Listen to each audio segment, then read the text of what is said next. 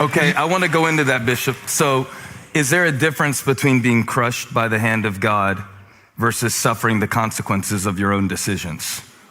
I think that sometimes God uses his hand and sometimes he uses yours.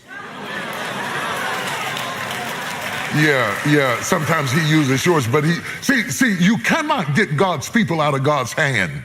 Whether they are dysfunctional, whether they're emotionally dwarfed, they are still God's people.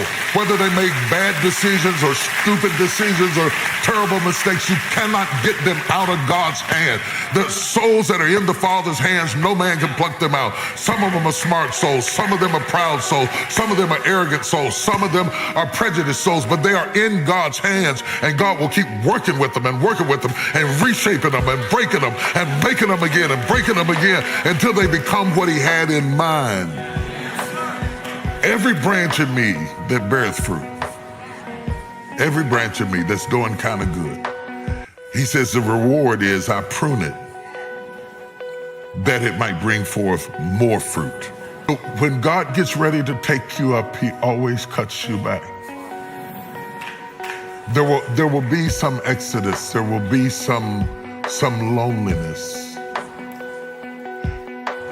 There will be some crushing place, some weeping, wallowing stage of life, because you are his, and he knows exactly where to cut you. In the book I talk about, my mother had a rose bush, and I decided to help her out. And I was a little kid, and I went out there to do like I had seen her do. I was going to prune the bush, and I almost killed it. I used the same knife, and it was the same bush that I'd seen her prune the year before. I used the same knife. But in my hand, it was a weapon, and in her hand, it was a tool. God knows exactly where to cut you to make you more productive. I was doing the right thing, but I was cutting in the wrong place.